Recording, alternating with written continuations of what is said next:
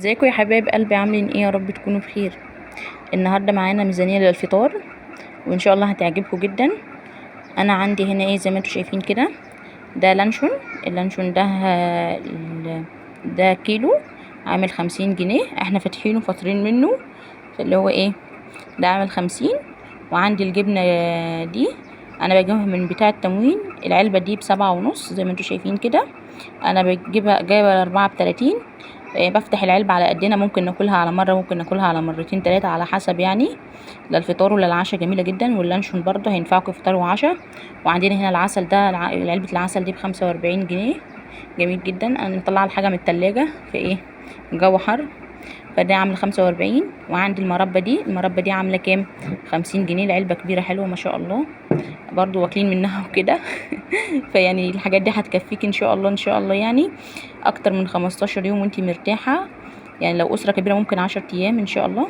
وعندنا هنا انا بجيب كيلو الفول تدميس، بدمسه واحطه في الفريزر. انا الكيلو عامل معايا اكتر من 13 كيس، وكيس كبير زي ما انتوا شايفين كده، حوالي فيه 4 كوبش كبيرة من الكبشة اللي هي بتاعت الغرف دي.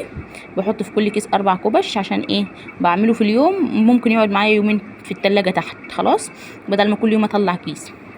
والطعمية نفس النظام اهي برضو، بجيب نص كيلو فول مدشوش، واجيب خضرة واعمل الطعمية برضو. فاحنا عندنا الفول والطعمية، وعندنا اللانشون والجبن والمربى والعسل الاسمر.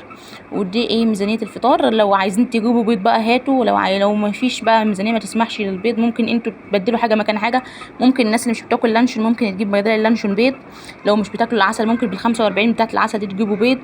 لو مش بتاكلوا المربى ممكن بال50 بتاعه المربى تجيبوا بيض. يعني انتوا هتنوعوا وتشكلوا خلاص. واللي مش بيحب الطعميه برضو، يعني الطعميه الكيلو بتاعها ب20 جنيه، او الكيلو بتاعها ب40 جنيه، نص كيلو ب20. وفي اماكن بتبيعها ب35 كيلو الفول المدشوش. فانتوا لو مش بتحبي الطعميه هتجيبي بفلوس الطعميه بيض او لبن.